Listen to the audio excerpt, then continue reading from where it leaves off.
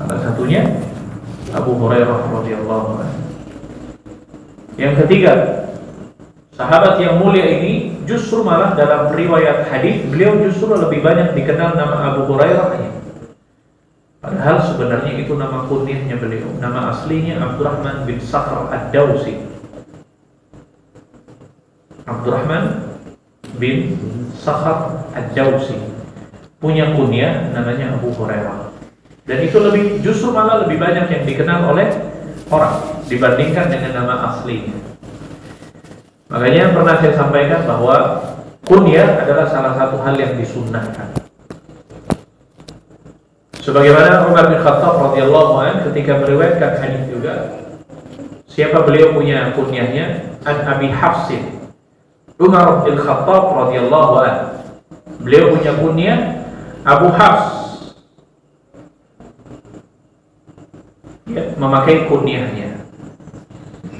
Nah, ini menunjukkan bahwasanya kunyah, menggunakan kunyah dalam Islam adalah sesuatu hal yang disunnahkan. Dan berkunyah tidak mesti harus memiliki anak. Karena memang kebanyakan orang berkunyah itu biasanya dengan menggunakan nama anaknya. Anak pertamanya Ibrahim, maka bapaknya dikenal Abu Ibrahim. Ya, anak pertamanya namanya siapa misalkan? Fatimah, maka dikenal sang ayah punya kunyah Abu Fatimah dan seterusnya. Walaupun sebenarnya kunyah itu tidak mesti harus memiliki anak.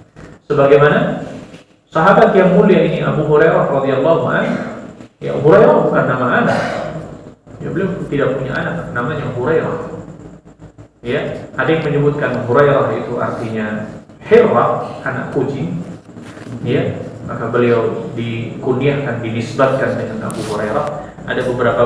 Ada berbagai macam versi ceritanya. Ada yang menyebutkan bahwa beliau memiliki peliharaan kucing, ya, yang senantiasa selalu dibawa ketika beliau bermajelis. Ya, ada juga yang menyebutkan bahwa beliau punya anak kucing yang selalu ditaruh di lengan bagian kanannya ketika beliau bermajelis. Tapi intinya bahwa Hurairah adalah kucing kecil.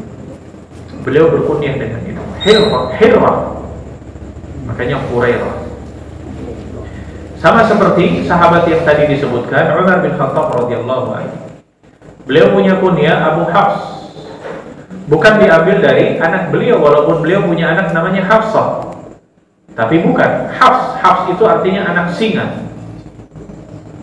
Maka beliau berkunyah dengan Abu Hafs. Oleh sebab itu, monggo Bapak Ibu sekalian, ya, kalau pengen berkunyah mungkin agak sulit namanya disebut orang. Kalau nama kunyah lebih mudah, misalkan. Ya, misalkan nggak mesti harus dikunyahkan, dinisbatkan dengan anaknya. Misalkan namanya Handoko, ya, punya kunyah misalkan karena punya hobinya keliling-keliling, ya kasih nama Abu Jaulah misalkan. Ya, misalkan Jaulah, suka jalan-jalan misalkan, suka piknik. Ya, Abu Safar, jangan Abu Safar ya. Yang jelas nama kunyah yang baik. Baik, itulah Abu Hurairah radhiyallahu anhu, sahabat yang belakangan masuk Islam, tapi kandidat yang pertama, urutan yang pertama, sahabat yang paling banyak meriwayatkan hadis Nabi sallallahu alaihi wasallam. Qala, beliau berkata, qala Rasulullah sallallahu alaihi wasallam, bersabda Rasulullah sallallahu alaihi wasallam, innallaha ta'ala thayyibun la yaqbalu illa thayyiban. Sesungguhnya Allah itu maha baik. Innallaha thayyib. Sesungguhnya Allah itu maha baik. La yaqbalu illa thayyiba, dan hanya menerima dari yang baik-baik. Kemudian, wa innallaha amara al-mu'minina bima amara bihil mursalin. Dan sesungguhnya Allah telah memerintahkan orang-orang yang beriman untuk melakukan perintah yang disampaikan sebagaimana disampaikan kepada para nabi. Kemudian faqala ta'ala, Allah Subhanahu wa ta'ala berfirman, ya ayyuhar rusul kulu min minat tayyibati wa'malu salihah. Kemudian beliau membaca firman Allah, wahai para rasul, makanlah dari makanan yang baik-baik dan kerjakanlah amal saleh. Wa qala ta'ala, dan kemudian membacakan firman-Nya, ya ayyuhalladzina amanu kulu min thayyibati ma razaqnakum. Wahai orang-orang yang beriman, kulu, makanlah.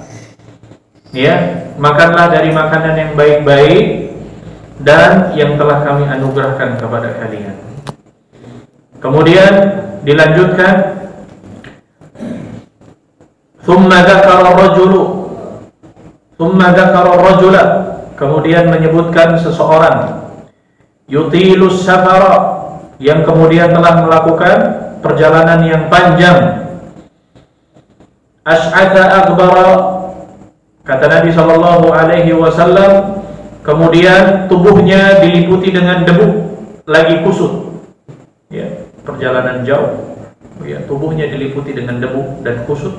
Thumma yamuddu yadayhi ila sama, lantas kemudian beliau mengangkat tangannya, mud itu artinya begini, ya, kemudian diangkat tangannya ke langit. Faqala ya Rabbi, orang tadi berdoa kepada Allah, ya Rabbi, wahai Tuhanku, wahai Tuhanku. Wa mat'amuhu haramun, sedangkan makanannya haram. Wa mashrabuhu haramun, sedangkan minumnya haram. Wa malbasuhu haramun, sedangkan pakaiannya haram. Wa ghudhiya bil haram, dan kemudian dikenyangkan dengan yang diharamkan. Fa anna yustajabu lahu, bagaimana Allah Subhanahu wa taala akan mengabulkan doanya. Hadis riwayat Imam Muslim dalam Sahih Muslimnya di dalam pembahasan kitab zakat. Hadirin sekalian rahimakumullah, hadis ini kata para ulama, ya, sebagaimana disebutkan di dalam hadis ini, hadis nomor urutan yang ke-10 di dalam kitab Al-Arba'in An-Nawawiyah. Ya, hadis di dalam kitabnya Al-Imam An-Nawawi, hadis Arba'in, hadis ini di hadis yang ke-10 dalam kitab Arba'in An-Nawawiyah. Kata Imam An-Nawawi, beliau mengatakan bahwa hadis ini mencakup semua bagian yang ada di dalam syariat agama Islam. Ya, termasuk dalam masalah hukum, ya, kemudian dalam masalah akidah dijelaskan juga. Kata beliau, innallaha thayyibun la yaqbalu illa thayyiban, bahwasanya sesungguhnya Allah Subhanahu wa taala thayyib, ya, dalam bahasa Arab thayyib, bukan bang thayyib, ya. Thayyib artinya baik. Sesungguhnya Allah Maha baik, la yaqbalu illa thayyib, tidak menerima kecuali yang baik. Maksudnya ini pembahasan dalam masalah akidah. Bapak Ibu sekalian, innallaha thayyib, Allah baik, menunjukkan bahwasanya cakupan kebaikan yang dimiliki oleh Allah Subhanahu wa taala adalah mencakup 3 bagian. Yang pertama, baik yang dimiliki Allah Subhanahu wa taala dari sisi zat. Semua zat yang dimiliki Allah Subhanahu wa taala adalah semuanya baik, semuanya thayyib. Cakupan yang kedua, ya, kebaikan yang dimiliki oleh Allah Subhanahu wa taala adalah sifat. Ya, semua sifat yang ada di dalam Allah Subhanahu wa taala semuanya adalah thayyib. Tidak ada yang kurang, tidak ada yang tercela. Kemudian yang ketiga, kebaikan yang dimiliki, cakupan yang ketiga yang dimiliki oleh Allah Subhanahu wa taala, kata thayyib, adalah dari fiilnya, dari perbuatannya. Semua yang dilakukan oleh Allah Subhanahu wa taala adalah semuanya baik. Allah ingin memberikan balasan pahala bagi orang yang beriman, itu adalah maha baiknya Allah Subhanahu wa taala. Dan Allah ingin menyiksa setiap hambanya yang durhaka kepadanya, itu pun juga maha baiknya Allah Subhanahu wa taala. Maka innallaha thayyib, dan itu semua adalah cakupan kebaikan yang ada di dalam Rabb, atau di dalam, ya, di dalam bagian Allah Subhanahu wa taala. La yaqbalu illa thayyiban. Maka karena zatnya, karena sifatnya, ya, karena perbuatannya semuanya adalah thayyib, maka Allah menetapkan la yaqbalu illa thayyiban, maka Allah tidak akan menerima kecuali yang baik. Ya. Pada zatnya, hadirin sekalian yang dimuliakan Allah Subhanahu wa taala, la yaqbalu illa thayyib. Di sini juga ada beberapa hal yang berkaitan tentang sisi mana yang kemudian tidak diterima kecuali yang baik. Yang pertama, Allah Subhanahu wa taala tidak akan menerima sesuatu kecuali yang baik dilihat dari sisi zatnya. Ya, maksudnya dari sisi zatnya, hadirin sekalian yang dimuliakan Allah Subhanahu wa taala, adalah hal-hal yang memang sudah ditetapkan di dalam syariat. Zat tersebut adalah sesuatu yang tidak baik. Khamar, jelas. Innamal khamru wal maisir wal ansabu rijzun min amali syaitan, ini jelas. Zatnya khamar, jelas sesuatu yang diharamkan, maka Allah tidak akan pernah menerima. Dari sisi zat yang memang sudah ditetapkan hukum haram di dalam syariat agama Islam.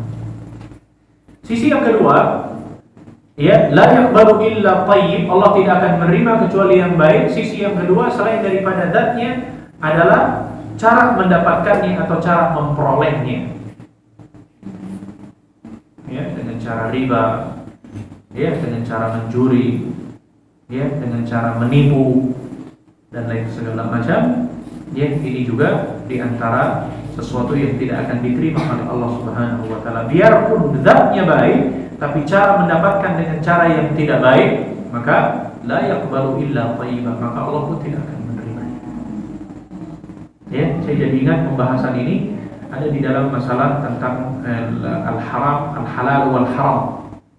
Ya, hukum tentang makanan yang halal dengan makanan yang haram. Ternyata dalam fikih Bapak Ibu sekalian, ya, bahwa dikategorikan sesuatu itu dijadikan hukum haram karena dua sisi juga. Karena dari sisi zatnya atau yang disebut dengan faktor internal, ada juga yang disebut dengan, ya, diharamkannya dari faktor eksternal atau cara mendapatkannya. Contoh, sapi halal tidak? Hah? Maksudnya daging sapi halal? Halal. Ya, tapi kemudian cara memperolehnya misalkan mencuri, maka menjadi haram hukum. Daging ayam halal? Halal. Ya, tapi cara memperolehnya dengan cara yang tidak halal, maka menjadi haram hukum. Nah, ini yang disebut dengan faktor internal dengan faktor eksternal. Maka la yaqbalu illa thayyib, Allah tidak akan menerima sesuatu kecuali yang baik. Ini pun ada dua sisi. Dari sisi zatnya memang ditetapkan haram di dalam syariat agama Islam. Dari sisi nas, baik yang ada di dalam Al-Quran maupun di dalam hadis Nabi SAW, penetapan tentang hukum haramnya. Apapun jenisnya tetap diharamkan. Yang kedua, faktor mendapatkannya, ya, dengan menipu, berjudi, mencuri, ya, atau kemudian memakan riba dan yang semisalnya, maka ini pun tidak akan diterima oleh Allah Subhanahu wa taala. Nah, itulah yang dimaksud dengan innallaha thayyib la yaqbalu illa thayyib. Hadirin sekalian yang dimuliakan Allah Subhanahu wa taala, salah satu di antara rumusan secara umum, ya, rumusan umum itu memang di dalam Islam itu yang baik pasti dapatnya juga baik, yang tidak baik pasti dapatnya juga yang tidak baik. Makanya ada potongan ayat di dalam Al-Quran, at-tayyibina lit-tayyibat, at-tayyibatu lit-tayyibin. Ya, laki-laki yang baik, ya, maka dia akan mendapatkan juga wanita yang baik-baik. Lit-tayyibatu at-tayyibatu lit-tayyibin, maka wanita yang baik maka juga akan mendapatkan laki-laki yang baik. Seperti itu. Ya, kalau seorang laki-laki ingin mendapatkan pasangan yang baik, maka dia harus baik agar mendapatkan pasangan yang baik pun. Wanita yang ingin mendapatkan pasangan yang baik, ya, maka dia harus baik juga agar kemudian mendapatkan yang baik. Walaupun kenyataannya, ya, salah satu pasangan ada yang kadang kurang baik. Ya, ya. Namun rumusannya demikian. Kata Allah Subhanahu wa ta'ala. Nah, itulah yang dimaksud dengan innallaha thayyib la yaqbalu illa thayyiban. Jadi Allah Subhanahu itu, Bapak Ibu sekalian, semuanya adalah baik. Zatnya Allah itu baik. Sifat semua yang dimiliki oleh Allah Subhanahu wa ta'ala baik. Walillahil asmaul husna fad'uhu biha. Ya, sesungguhnya Allah itu memiliki nama-nama yang baik. Ya, termasuk juga sifat yang terkandung di dalamnya semuanya adalah husna, yang paling terbaik. Kalau dikatakan bahwasanya baik, maka tidak memiliki kekurangan, tidak memiliki cacat, semuanya adalah baik.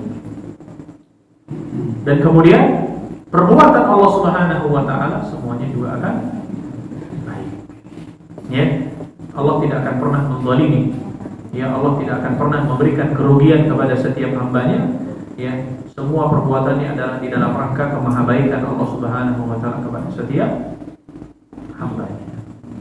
Ada yang bisa menyebutkan salah satu di antara sifat baiknya Allah Subhanahu wa taala kepada manusia? Ada yang bisa? Sifat baik. Maksudnya bukan namanya. Salah satu bentuk perbuatan yang Allah berikan kepada hambanya. Ada? Hadiahnya? Ada, snacknya 3 insya Allah. Ya, nanti ditambah snacknya itu 1, nanti ditambah 2, jadi 3. Itu hadiah. Hah? Nah, itu kan biarpun gak jawab pertanyaan sudah dapat. Baik, ada?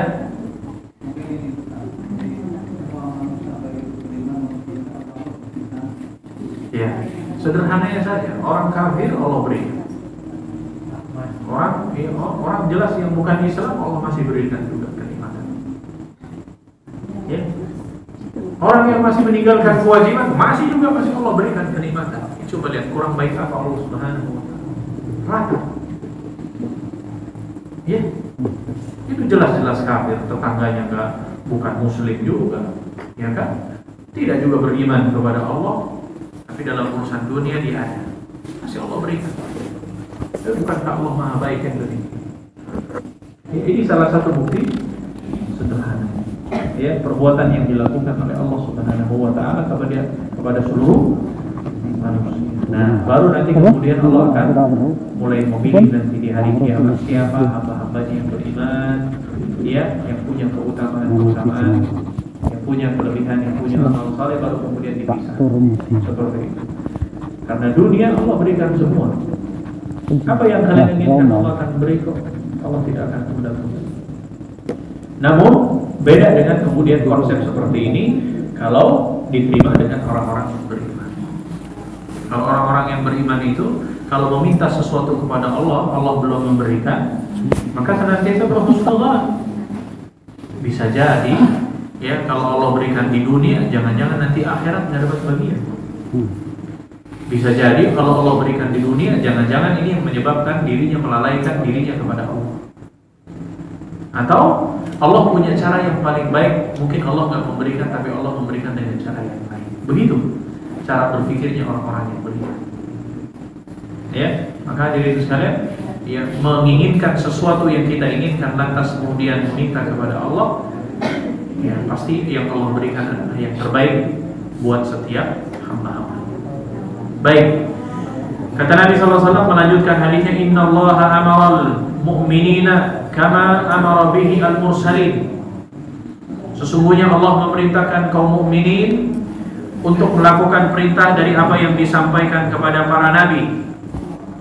Jadi Bapak Ibu sekalian, apa yang Allah perintahkan kepada orang yang beriman sama seperti orang yang diperintahkan kepada para nabi. Karena hukum asalnya, selama tidak ada mengkhususkan sebuah perintah, maka pada dasarnya memberlakukan setiap perintah itu juga diperlakukan untuk para nabi. Kecuali ada hal-hal yang sifatnya khususan atau khas yang memang diperintahkan para nabi, yang memang tidak diperintahkan kepada yang lain. Tapi dalam hadis ini Allah perintahkan kepada orang yang beriman sebagaimana juga Allah perintahkan kepada para nabi-nabi. Apa itu? Ya ayyuhar rusulu, wahai para rasul, kulu minat thayyibat, makanlah dari makanan yang baik, wa'malu salihah, dan beramalah, ya, kerjakan amal-amal yang saleh. Allah Subhanahu wa taala memerintahkan kepada para rasul, yang mana perintah ini juga berlaku untuk orang-orang yang beriman. Jadi Bapak Ibu sekalian, perintah untuk kulu minat thayyibat, makanlah dari yang baik. Ternyata perintah ini juga sebagaimana Allah perintahkan para nabi dan rasul. Wahai para nabi dan rasul, makan dari makan yang baik juga. Ya, luar biasa ya kemahadilan Allah Subhanahu wa taala. Kalau dalam urusan-urusan dunia kan kadang membedakan ya. Kalau ada atasan memerintahkan kepada yang di bawahnya dengan tingkatan yang di bawahnya kan kadang ada perbedaan. Kalau kemudian yang tingkatnya di atas bawahnya atasannya, kadang perintahnya seperti ini. Nanti perintah berbeda kalau kemudian di bawahnya. Dengan alasan dia atasannya lebih tinggi dibandingkan yang lain. Tapi Allah Subhanahu wa taala tidak membedakan mana nabi mana rasul. Mana nabi mana manusia. Maksudnya mana para nabi, mana kemudian di antara hambanya orang-orang yang beriman. Sama.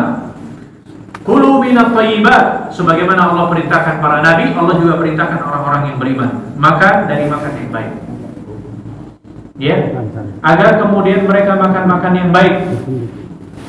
Jangan kemudian makan-makan yang tidak baik atau makan makanan yang diharamkan di dalam syariat. Dijauhkan. Sebagaimana Allah perintahkan para nabi, begitupun juga Allah memerintahkan kepada orang yang beriman.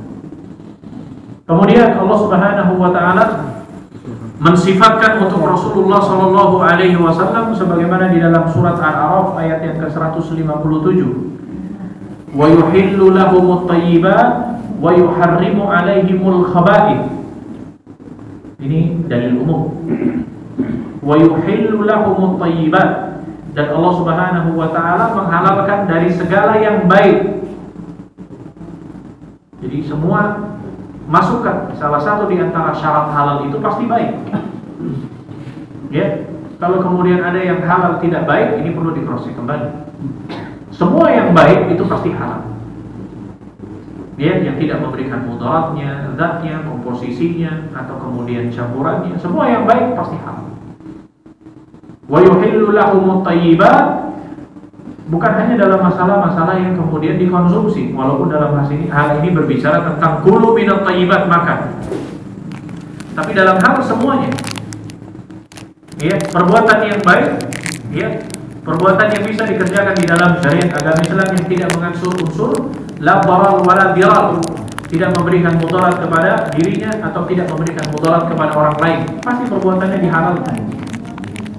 Wa yuhillu lahumut thayyibat wa yuharrimu 'alaihimul khaba'ith, dan mengharamkan dari segala-gala yang buruk. Yang buruk pasti ada mudarat, pasti diharamkan. Ya, sebagaimana Allah mengatakan, mensifatkan untuk Nabi SAW bahwa yang halal itu adalah baik, yang haram itu adalah sesuatu yang buruk.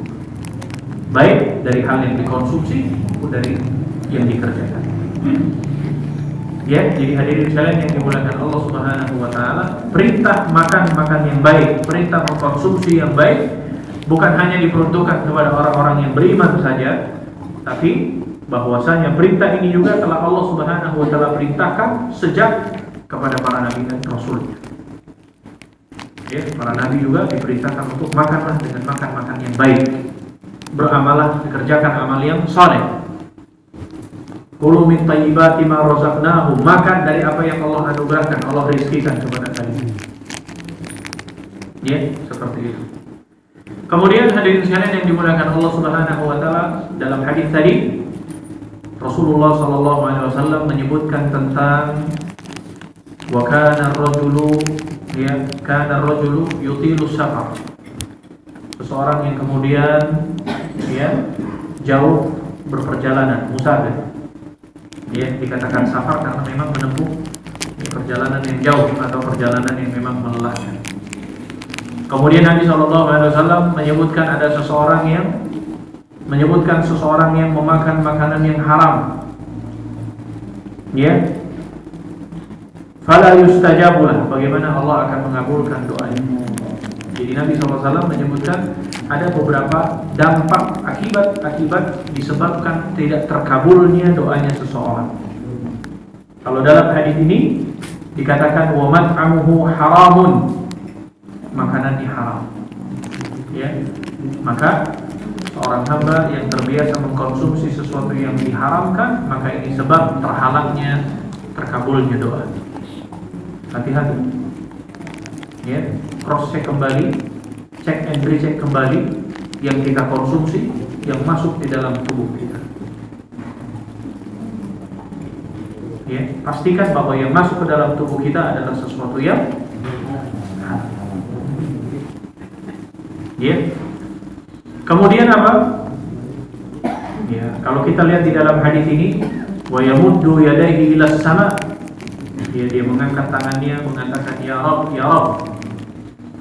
Tapi ternyata ada yang menyebabkan terhalangnya doa seseorang tersebut. Yang kedua, di antara sebab terhalangnya doa, kata Nabi SAW, wa mashrabuhu haram. Minumnya juga dari yang dikonsumsinya minuman yang haram, baik dari sisi zatnya atau sesuatu yang dia cara mendapatkannya haram.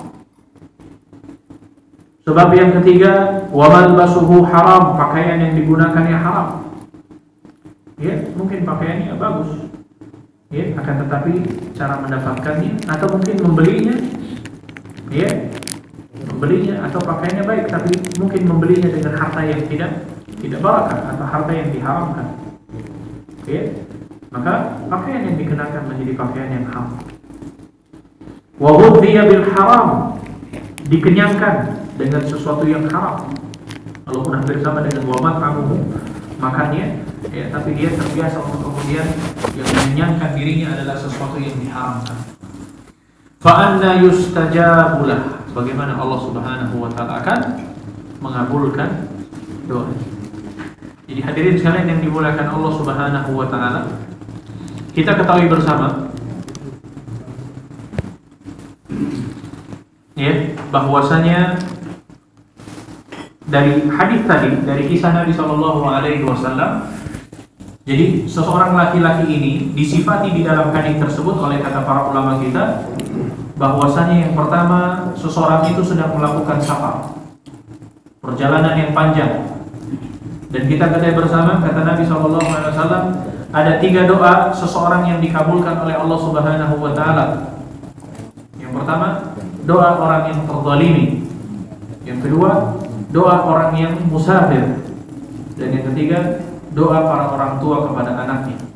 Kita ketahui bahwa ya, orang yang sabar, doanya dikabulkan oleh Allah Subhanahu wa taala. Bahkan kata sebagian para ulama, semakin jauh perjalanan safarnya, semakin besar kemungkinan doanya dikabulkan oleh Allah Subhanahu wa taala. Tapaturnya ya. Tapaturnya. Ya. Kata Nabi SAW, ya memang kalau orang yang sabar kan jelas capek, ya, habis waktu, tenaga, mungkin perbekalan dan seterusnya, maka Allah Subhanahu wa taala membalasnya dengan mengijabah doa. Walaupun kata Nabi SAW, ya, as-safaru qit'atun minal adab. Safar itu memang apa? Qit'atun minal adab, ya, bagian dari adab, ya kan, memang orang yang sabar kan begitu, seperti kesulitan, mungkin kehabisan perbekalan, ya, energi berkurang dan seterusnya, maka diistilahkan dengan qit'atun minal adab, bagian dari adab.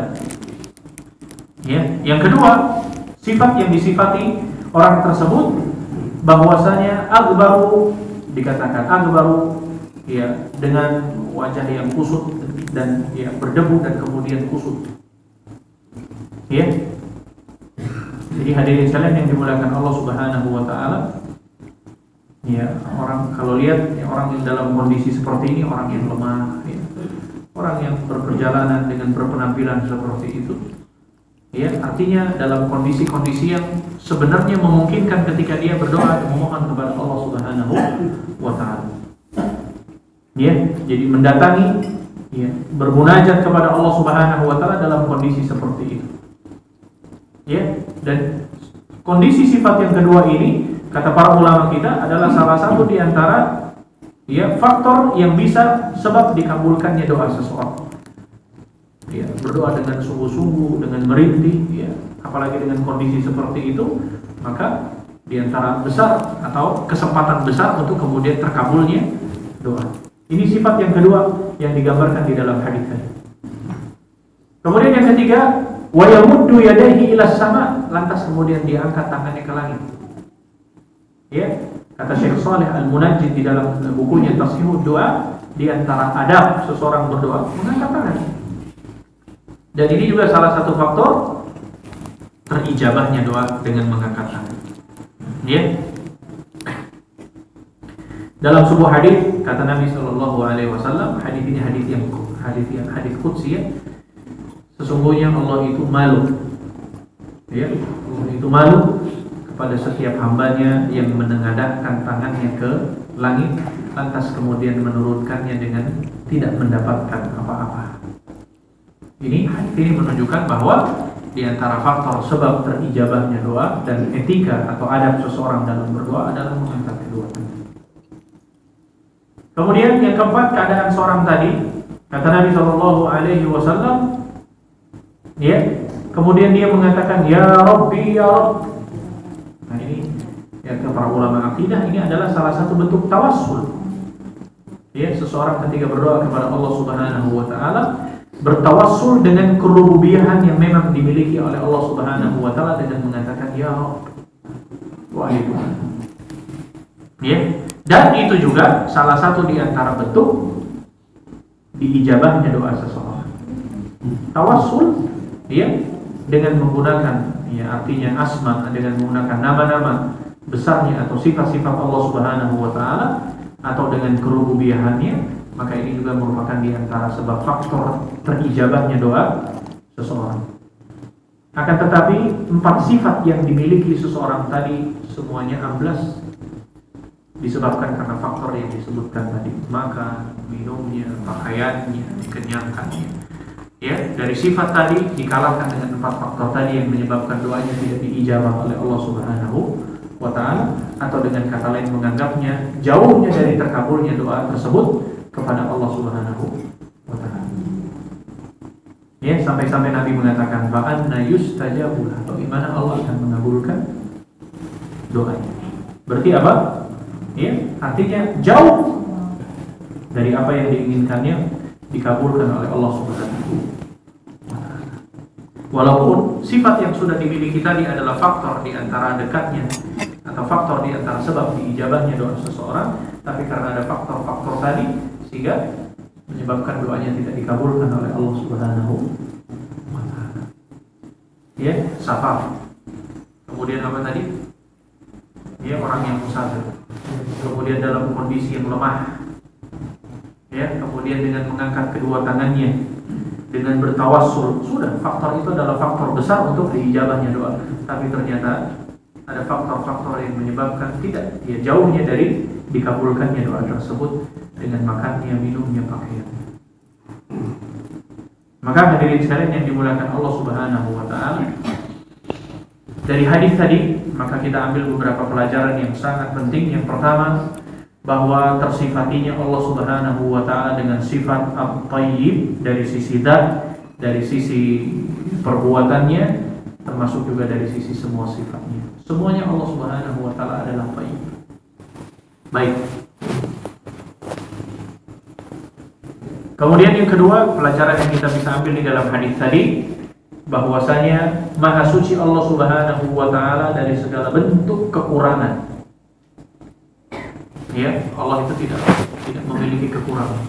Ya, tidak memiliki kekurangan sedikit apapun, dan tidak ada di antara hambanya yang bisa menyerupai dari apa yang dimiliki oleh Allah Subhanahu Wa Ta'ala. Laisa kamitslihi syai', kata Allah. Tidak ada sesuatu pun yang bisa menyerupai dia. Ya. Yang ketiga, hadirin sekalian, ketahuilah bahwa ada amal yang diterima, ada amal yang ditolak. Ya, ini menunjukkan bahwasanya ada amalan yang diterima oleh Allah Subhanahu Wa Ta'ala, ada amalan yang ditolak. Maka ini jadi PR kita masing-masing, Bapak Ibu sekalian. Carilah metode, carilah hal-hal sarana yang menyebabkan amal kita diterima oleh Allah Subhanahu Wa Ta'ala.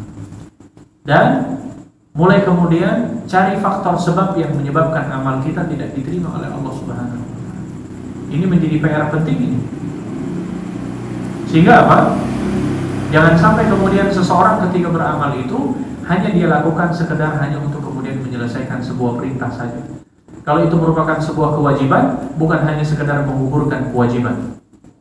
Tapi perhatikan benar bahwa apakah amalan tersebut, ya, yang sudah kita kerjakan diterima oleh Allah Subhanahu Wa Ta'ala, atau jangan sampai kemudian lelah letihnya fisik kita, ternyata amalan tersebut tidak diterima oleh Allah Subhanahu Wa Ta'ala. Dua syarat ya, ikhlas dan sesuai dengan syariat agama Allah Subhanahu wa taala. Itu asasnya. Ya, kalau kita ingin amal yang diterima, maka berangkat dari keikhlasan dan amal yang dikerjakan sesuai dengan aturan syariat. Sederhananya demikian.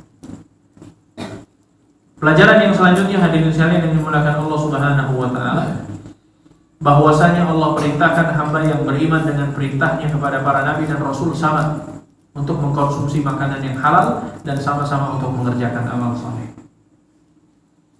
Ya, karena pada dasarnya para nabi dan rasul sama juga manusia, punya perintah sama seperti yang dimaksud wa ma khalaqtul jinna wal insa illa liya'budun. Ya, walaupun Allah Subhanahu wa taala sedikit mengistimewakan para nabi dan rasul. Ya, karena mereka adalah utusan Allah Subhanahu wa taala. Kemudian yang selanjutnya, bersyukur Bapak Ibu sekalian merupakan bagian amal saleh. Ya, bersyukur merupakan bagian dari amal saleh. Ketika Allah Subhanahu wa taala menyebutkan ya ayyuhar rusulu kulu minat thayyibati wa'malu shalihan, menunjukkan bahwasanya wahai para rasul, makanlah yang baik dan kemudian kerjakan amal saleh. Ya, dan kemudian perintah kepada orang yang beriman, ya ayyuhalladzina amanu kulu min thayyibati ma razaqnakum. Coba lihat ayat setelahnya, washkurulah, dan bersyukurlah. Ya, jadi bersyukur merupakan bagian amal saleh. Ya, bahwasanya semua bentuk rasa syukur, ya, semua bentuk rasa syukur yang direalisasikan setiap hambanya itu juga merupakan bagian dari amal saleh. Kemudian yang selanjutnya, pelajaran yang bisa kita ambil di dalam hadis tadi, termasuk di antara bentuk ya dikabulkannya doa seseorang adalah menjauhkan dirinya dari makanan yang diharamkan, pakaian yang diharamkan. Ya, karena apa hadirin sekalian? Makanan terutama yang dikonsumsi yang masuk ke dalam tubuh kita, ya, ini akan memiliki dampak yang besar kalau kemudian terbiasa mengkonsumsi sesuatu yang diharamkan. Makan, minum, atau semua nutrisi yang masuk ke dalam diri kita ternyata sumbernya adalah dari zat yang diharamkan, maka bersiap-siap ya disiksa oleh Allah Subhanahu wa taala di dalam neraka. Kata Nabi sallallahu alaihi wasallam, ayyuma lahmin nabata minal haram fannaru aula bihi. Ya, setiap daging yang tumbuh dari zat yang diharamkan, maka neraka adalah tempat kembali. Maka hadirin sekalian, di antara termasuk dikabulkannya doa seseorang adalah menjauhkan dari makanan yang diharamkan, pakaian yang diharamkan, minum yang diharamkan, dikenyangkan dari yang diharamkan. Cek and recheck kembali, ya, jangan sampai mungkin Bapak Ibu sekalian selama ini kita sudah sering berdoa kepada Allah, ya, tapi belum tidak kunjung juga dikabulkan. Jangan-jangan ada faktor sebab terhalangnya doa seseorang, ya, mungkin dari makanannya, ya, mungkin dari sesuatu yang kita konsumsi, atau mungkin dari benda yang kita miliki, atau pakaian yang kita gunakan. Jangan-jangan dari hal yang diharamkan, ya, sehingga sebab doanya tidak diijabah oleh Allah Subhanahu wa taala. Faedah yang selanjutnya, bahwasanya orang yang sabar adalah doanya yang dikabulkan oleh Allah Subhanahu wa taala. Dan kemudian selanjutnya, di antara sebab terkabulnya doa adalah ketika seseorang berdoa dengan mengangkat kedua tangan. Ya, kemudian termasuk ya adab seseorang ketika berdoa adalah hendaknya dia bertawassul kepada Allah. Ya, karena tawassul di dalam syariat agama Islam ada berapa tawassul yang dibolehkan? Yang pertama, bertawassul dengan amal saleh. Yang kedua, bertawassul dengan nama-nama dan sifat Allah. Yang ketiga, bertawassul dengan orang saleh yang masih hidup. Ya, maka boleh seseorang bertawassul, berdoa dengan perantara tadi. Ya, maka yang disebutkan tiga tadi hal yang diperbolehkan. Kemudian yang selanjutnya hadirin sekalian yang dimuliakan Allah Subhanahu wa taala, faedah dalam hadis ini juga menunjukkan bahwa para rasul pun dibebankan oleh Allah Subhanahu wa taala untuk menjalankan ibadah, ya, menjalankan syariat sebagaimana juga Allah perintahkan kepada orang-orang yang beriman. Sama, punya tugas yang sama. Ya, sama-sama untuk perintah menjalankan ibadah. Kemudian hadirin sekalian yang dimuliakan Allah Subhanahu wa taala, yang terakhir Sepantasnya bagi seseorang muslim, setiap manusia untuk menjalankan sebab-sebab yang dengan sebab-sebab tersebut diperolehnya tujuan atau maksud, dan menjauhi sebab yang menjadikan terhalangnya dari apa yang diinginkannya. Ya, kita tidak mengingkari ada yang namanya hukum sebab akibat. Kalau kita menginginkan sesuatu, maka harus melihat dari sebabnya, dari akibatnya. Kita punya tujuan, yang kita inginkan apa, maka pastikan betul bahwa yang kita inginkan menjauhi dari sebab-sebab, ya, sehingga sesuatu yang kita inginkan kita raih, kita dapat, dan menjauhkan dari sesuatu yang menyebabkan hilangnya keinginan yang kita minta kepada Allah Subhanahu wa Ta'ala. Nah, dalam hadis tadi dijelaskan bahwa di antara, ya, sesuatu yang diinginkan melalui dengan perantara doa kita kepada Allah Subhanahu wa Ta'ala ternyata terhalangi dari faktor-faktor yang disebutkan oleh Nabi SAW di dalam hadis tersebut. Maka kita berlindung kepada Allah, mudah-mudahan Allah Subhanahu wa Ta'ala menjaga diri kita dari hal-hal yang diharamkan, baik makanan, minuman, ya, atau mungkin benda atau yang dimiliki. Termasuk juga Allah menjauhkan diri kita dari perbuatan-perbuatan yang diharamkan di dalam syariat agama Islam. Dan semoga Allah Subhanahu wa Ta'ala menjadikan diri kita hamba-hamba yang senantiasa bersyukur kepada Allah Subhanahu wa Ta'ala. Ya, tepat jam 9:01. Kalau di jam saya jam 9 pas, sesuai dengan perjanjian tadi. Karena ada sisa waktunya nanti untuk keluarga, foto bersama. Demikian hadirin sekalian, mudah-mudahan ada manfaatnya. Wassallallahu ala nabiyina Muhammad wa ala alihi wa sahbihi ajma'in. Wa akhiru da'wana alhamdulillahi rabbil alamin. Wallahu ta'ala